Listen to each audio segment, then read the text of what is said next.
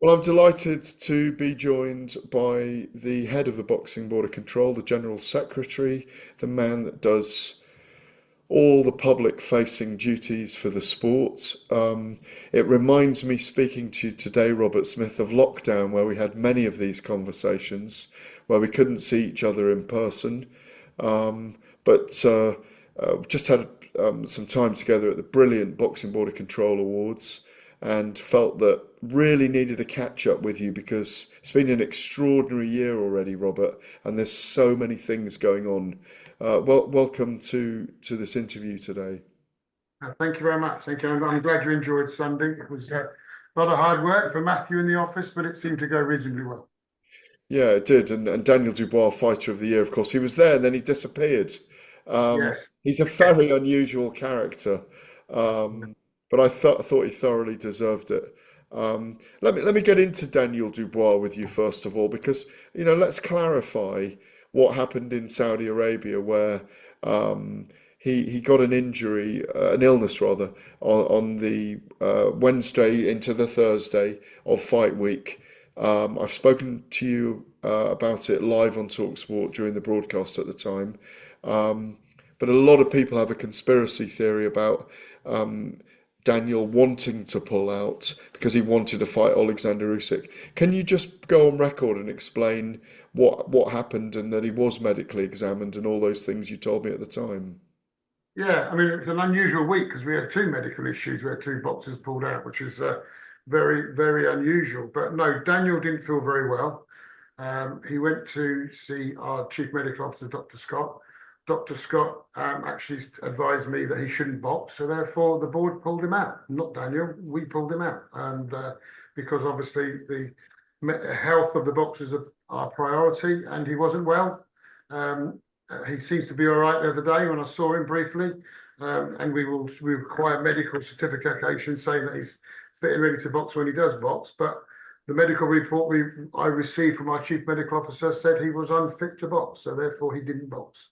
And so that corroborates with exactly what Frank Warren has done in several interviews since, and he's been quite vehement about it, that it wasn't him that pulled him out of the fight. It wasn't his father Stan that pulled him out. It wasn't Don Charles, his trainer.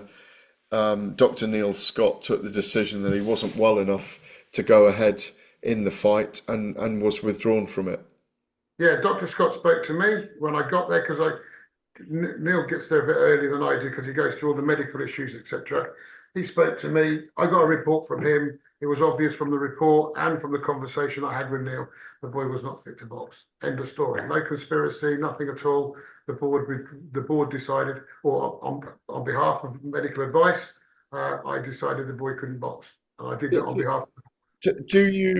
Are you able, I mean, I'd heard it was something glandular, that he had a virus. Are you able to disclose any of the medical illness that he did have?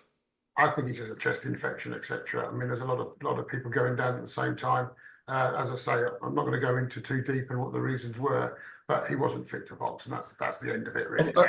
uh, when that decision's made, Robert, that they're not fit to box, are you taking into consideration that their health is at risk and their life is at risk because they're not fit enough to step inside the ring, and he wouldn't have been 48 hours later?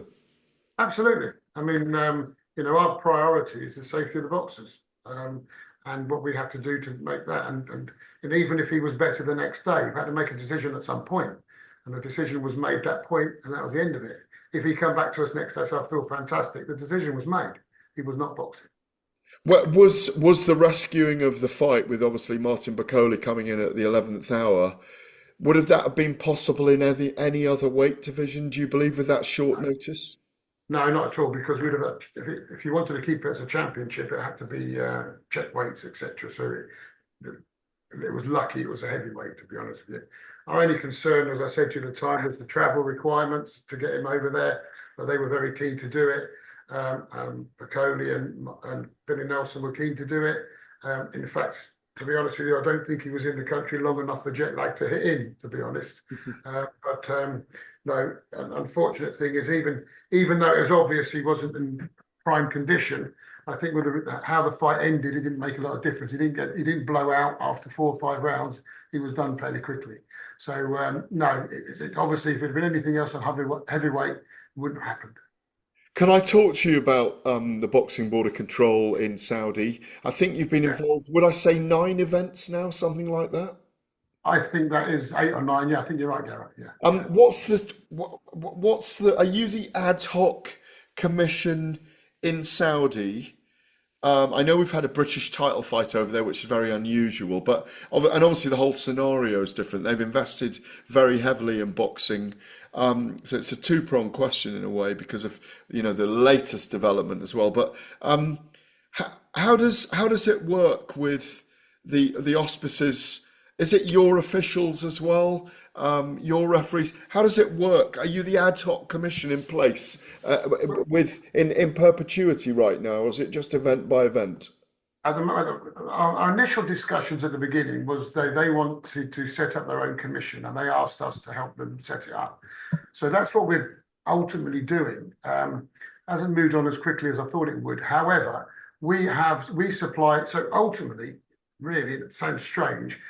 Although it's in Riyadh, it could be in Manchester, it could be in Liverpool. It's exactly the same procedures we have. The show is under our jurisdiction. So therefore, all the boxers are medical to our standard, etc. The fact, as you talked about the British title fight, the fact that it is under our jurisdiction, therefore, we can have a British title fight over there. If it's anybody else's jurisdiction, we wouldn't. But ultimately, we can do that. So everything we do in Saudi Arabia is what we would do anywhere else with regard to the work we do in the office, with the medicals, appointing of the doctors. The good thing we're dealing with the doctors is our doctors are going over there and teaching their doctors what is required. Our next step would be, if it continues, and what it changes all the time, Gareth, you know what it's like. If it continues, is to start training inspectors and then looking for referees, etc. But yes, it's all our officials. We deal with the sanctioning bodies for the appointment of the officials for their contests. So it's no different than it would be in Manchester, Liverpool, or London. Is that the first British title fight you can remember happening abroad? No, they had one many years ago in Southern Ireland in Dublin Yeah. with McGee, and I forget who he boxed now. Right. Was that uh, Brian McGee or Amy? Brian No, McGee, yeah. Brian McGee. And I forget who he boxed, but I think it was a draw. But no, that was the first one. But that hasn't happened since because that was outside of our jurisdiction. So now everything now, it's slightly changed, has to be inside our jurisdiction. 9 days ago, there was some news that broke in America that boxing's broken, that Turki Alalshikh and Dana White would crush all other boxing with their leagues and their divisions. What do you think about that? That boxing's being accused of being broken, that they will create a new league through two very, very powerful people, I have to admit, in the combat sports world, in Turki Alalshikh and Dana White.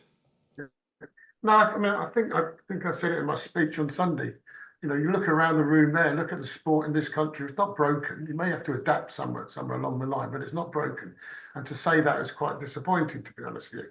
But no, the thing is, I can't see Eddie Hearn going away. I can't see Frank Warren going away. I can't see Bob Arum going away.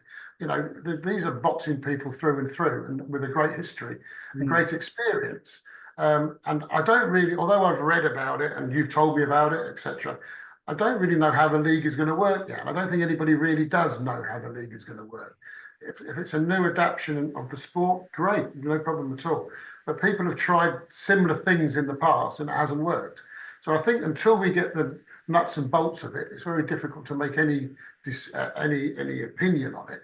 And it does make me giggle somewhat where people speculate this and speculate that. We don't know what it's about fully yet. We've heard about it, but we don't know how it's going to work. And when we find out the nuts and bolts, as I said, then we'll be able to make a proper judgment. Like you just said, though, it could be very good for the sport, but if they create another belt, we may end up with. I mean, we've already got 5 belts if you count the IBO and the BABF, and all the other BC and all of the other belts we have. They might even create a 6th belt, or whether they use them. We've got the Ring magazine actually at the moment as a 6th belt. You've just gone muted.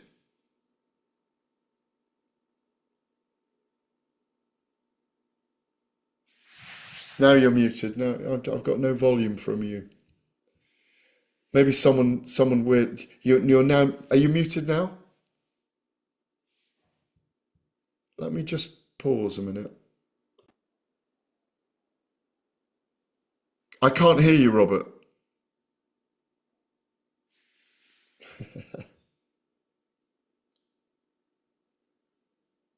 Got Okay. it? Okay, we had a Sorry. little issue with audio there, but you worked it out. Well done. You've improved so much from lockdown.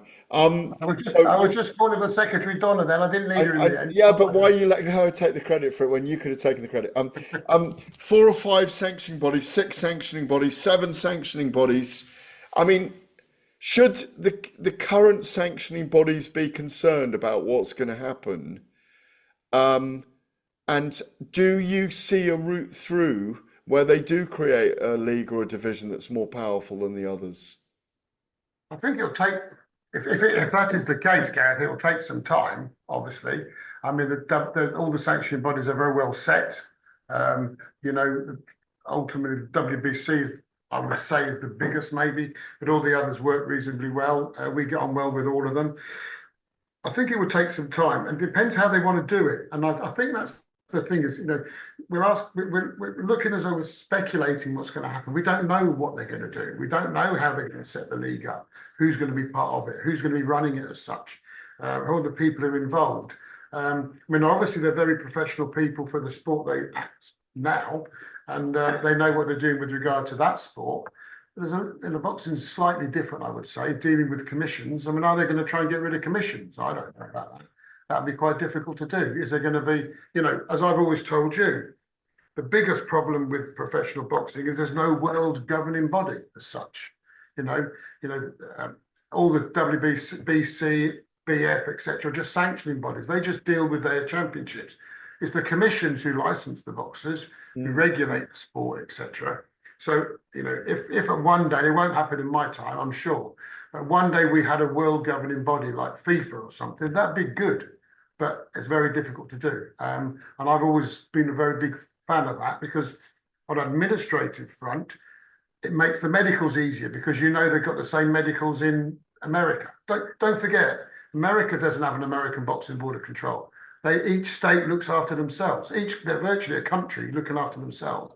So it's going to be very difficult if that happens. But if it could happen, it would do the sport a lot of good. So is boxing broken, yes or no, then, in your view? No, boxing's not broken. Boxing's an unusual sport to understand, Yeah. you know that, but it's not broken. Look at the activity we have. The sport's in a good place. Can it get better? Everything can get better. 2 other things I wanted to discuss with you today. The first thing is Chris Eubank and Conor Benn. Yeah. I'm not going to go into the 2.5 years of issues with Conor Benn and the tests and the board because that's for another day. Just very simply, a few questions on Benn and Eubank. Do you think Conor Benn will fight under a British Boxing Board of Control licence, and have you been asked for one? Yes, he will, and we're in the process of arranging it now. Chris Eubank Jr. has been fined 100,000, we learned this week, for his scrambled egg on the face of Conor Benn that remarkably spawned 6,000 headlines and promoted the event, caused concern for the second press conference. Why such a big fine? And is it ironic that he's the one being fined after all these issues with Conor Benn? Well, the Conor Benn issue is gone. It's finished, whether we like it or not, etc. It was dealt with by an independent panel. His suspension has been lifted. He's okay. He's clear to box. There's nothing we can do about that. It's a completely independent panel. With regard to Chris Eubank, and the hearing, he didn't attend. He didn't send any legal representative. The only person who came and represented him was promoter Ben Shalom. We watched the videos. I mean, I'm not part of the decision making. I have to leave when they discuss the decision what they're going to make. But they felt it was very, very severe issue, and that they felt that it was misconduct. And ultimately, forget the egg thing, he struck him, and that could have had serious consequences, not just for Mr. Benn, but also for the show itself. Also, I don't know what's happening, but you are. Neither can I. I'll go back in. No, I'm going to carry on. So the yeah, I could pull. Okay, Robert, the pinking we had is fixed. So you said you leave the room. More technology for this. Yeah, Couple of exactly. a Um, few lines, you'll be all right. 100,000 fine seems very steep. Do you know what the reasoning was behind it all? You were going on to explain it just then. Was it because it was premeditated? I think yes. I mean, as I say, I wasn't there when the decision was made. I was there during the hearing for sure, and I heard it. It was obviously premeditated. You don't take an egg into a press conference. I've never known many eggs in a press conference, and it was severe strike, and it had serious consequences, not just to Conor Benn, but also to the whole promotion. If something had gone wrong and he was injured in any way, the show's off, and there's other people who's going to lose out on that, such as other boxers on the bill, etc. So I believe and also the explanation that was given by Mr. Shalom, and I think they deemed that it was a very severe matter and it needed to be sorted. Now, obviously, he has a right to appeal that decision, of which he has a 14 days to do so. But people were suggesting that he might be getting a 10 million purse and that it was at 1% of the purse. Is that correct or not? I don't know. I don't know exact. I haven't seen the contract yet. I don't know what exact person it was, but that wasn't taken into consideration. They felt it was a severe matter, and therefore they dealt with it as they see fit.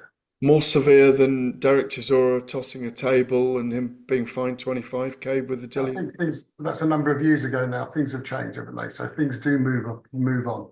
Inflation, yeah? Possibly so, Gareth. Possibly Um, so. the final thing about Chris Eubank is the weigh-in. Now, he's got the rehydration clause from 160 to 170. So he weighs in officially. Is that on the morning of the Friday with the ceremonial in the afternoon? Yeah. Well, first of all, I hate the word rehydration. It's the second day weigh-in. Second day Ultimately, weigh-in. Okay, you that's can fine. call We, it call it we what use you the want, right but it's a term. Yeah. second day weigh-in. The Yeah, IBF uses second second day day weigh-in. weigh-in. Yeah, We've used rehydration. we've used second day weigh-in on a number of occasions. Yeah. Yes, they will weigh in. I haven't got the full details of when the weigh-in is going to be yet or where it's going to be, but I'm expecting it to be in the morning, and then they'll have a ceremony in the afternoon. Then there will be a second day weigh-in in the morning for each individual boxer. More than likely be me or my colleague Dennis Gilmartin doing one box and another one doing the other one. And as long as they're inside the stipulated weight, we have a fight. So it's a 9 a.m. probably and a 9 a.m. on the Saturday morning. I would say we haven't, as I say, it hasn't been confirmed yet what time they want to do the official weigh-in, but it will be in the morning before around about 11, 12 o'clock, 10 o'clock, whatever. But So we'll deal with that nearer the time. so Eubank can put on if he makes 160, he can put on £10 for the next 24 hours, let's say, and then he can put whatever weight he wants to put on. Up, he can put £10 on, then he can be whatever he wants to weigh when he steps into the ring. Yes, Yeah. ultimately, yes. Once you've got over the second day weigh-in, you can do what you want. However, I would say, through experience, putting too much weight on is only rubbish in your body. You've got to move it around. One of the questions that I'm often asked is what happens to that 100,000 fine? What do the board do with that? Goes into the board's charity. So you went to an event on Sunday that raised money for the board's charity that looks after ex-boxers who've fallen on hard times and also medical seminars. So the board don't see it. It goes into a separate charity. I did say that to someone the other day in an interview that it goes in for training, medical training, and all those kind of things. Which We have a lot of we have a lot, as you can imagine, we have a lot of medical seminars. It helps cover that. But also every year we donate monies to ex-boxers who's fallen hard times. So that's part of that as well. and my final thing today is to ask you about to go back to Marcus McDonnell the other day in particular, when he did what he did by the book when Paddy Donovan and Lewis Crocker fought in Belfast. Paddy was winning the fight. I mean, you will have looked at, I don't know if you've reviewed it at all. Yeah, yeah, yeah. Paddy was winning the fight. It was a fantastic fight. Crocker's a very tough man. Crocker was hurt and hit twice, I think, at least after the bell, but on the bell, but afterwards, and was finished Marcus McDonald disqualified. He made his decision and disqualified Donovan very quickly, and Crocker was declared the winner. And obviously, Crocker is now in a position to go on and fight for a world title as a result at welterweight. It doesn't seem very satisfactory from the outside. So it's again, it's a two-pronged question. Do you have you agreed with all of that? Is there any right of appeal for Donovan? And would it be good if someone like Marcus McDonald and other referees, we saw it with George, was it Steve Willis or George Willis? Yeah, Steve Willis. Steve Willis, yeah. Oh, yeah, Steve Willis. Yeah. Steve Willis in America with the Gervonta Davis fight where he took a knee. That should we be giving officials the opportunity to come and speak with the head of the commission at the press conference just to explain their thinking?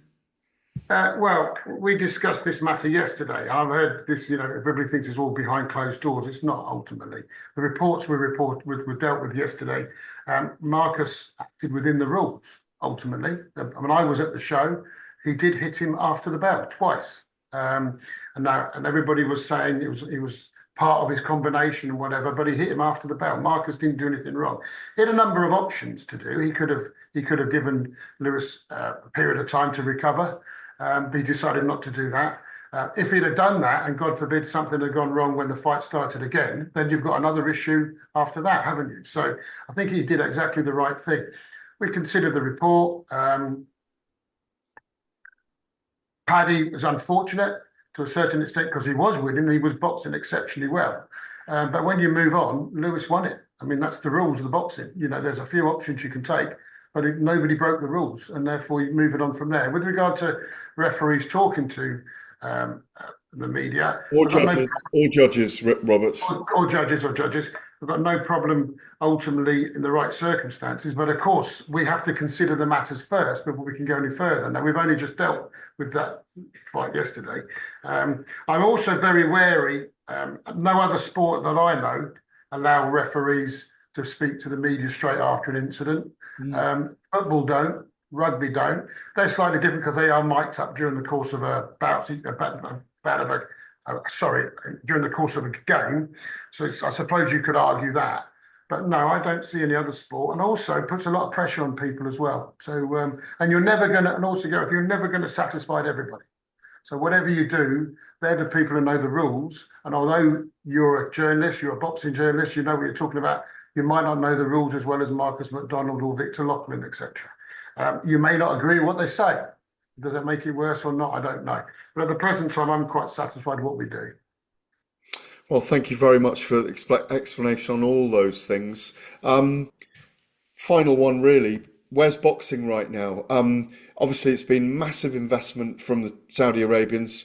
We know exactly where we stand pretty much with the heavyweight division, even though the WBO have asked Joseph Parker to step up, and they might take the belt off Alexander Usyk, which scuppers the undisputed between Dubois and Usyk, which is part of the belt politics anyway. It's just one of those weird algorithms.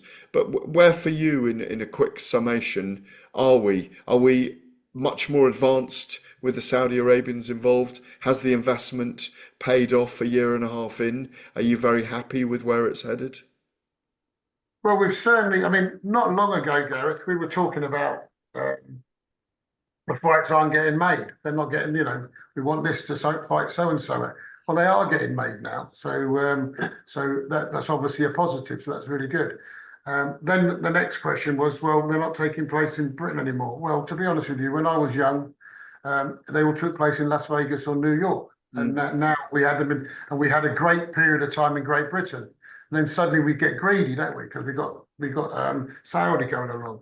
But we've got great shows this weekend in Liverpool. Nick Bull defending his championship. Yes, I shall be there. Yeah, will you be there? Unfortunately, not this time, no. But Nick's had a fantastic year, just as good as Daniel, to be honest with you. It was neck and neck between who won Boxer of the Year. But so we're in Liverpool. Then we're going to go to Manchester for the Frank Warren show, etc. So we've still got big shows. Boxing in this country, I believe, is doing very well.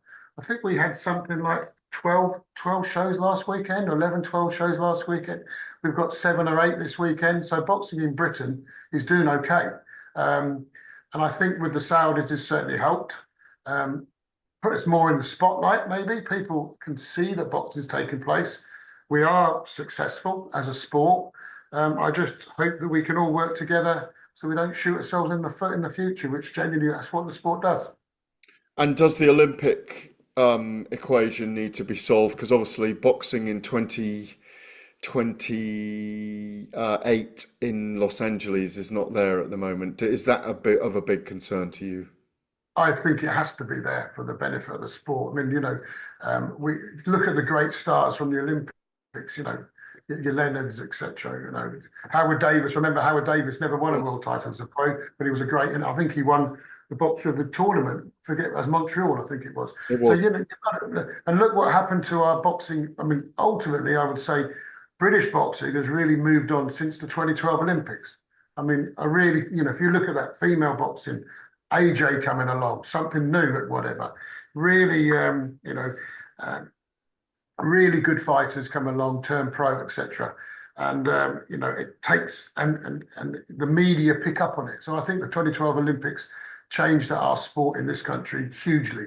And I think to lose the Olympics would be a really big problem, because don't forget, we get most of not a vast majority, 98% of our professional boxers from the amateur game. Not all of them are going to be British or area champions or world title contenders, but most of them with medals will be. Do you think, and this is the final thing, do you think that we should try and persuade Turki Alalshikh that amateur boxing is very important and Olympic boxing is very important, because he seems to have no focus on that at the moment? I think it's certainly a discussion that should be taking place, yes, but I do think the amateurs need to sort themselves out first, which they are trying to do with world boxing. I've met a couple of people there from at the WBC convention in Hamburg at the end of the year. They're trying very, very hard. I think they'll be successful to get boxing back on track. Don't forget, on a smaller scale, boxing is included in the Commonwealth Games. That's been reduced to 10 sports and activities, of which boxing is one. That's only a good benefit for the sport. Robert, thank you. Very interesting answers to the questions today, and appreciate your time as always. Thank you very much indeed. God bless you. Take care, Gareth. Cheers.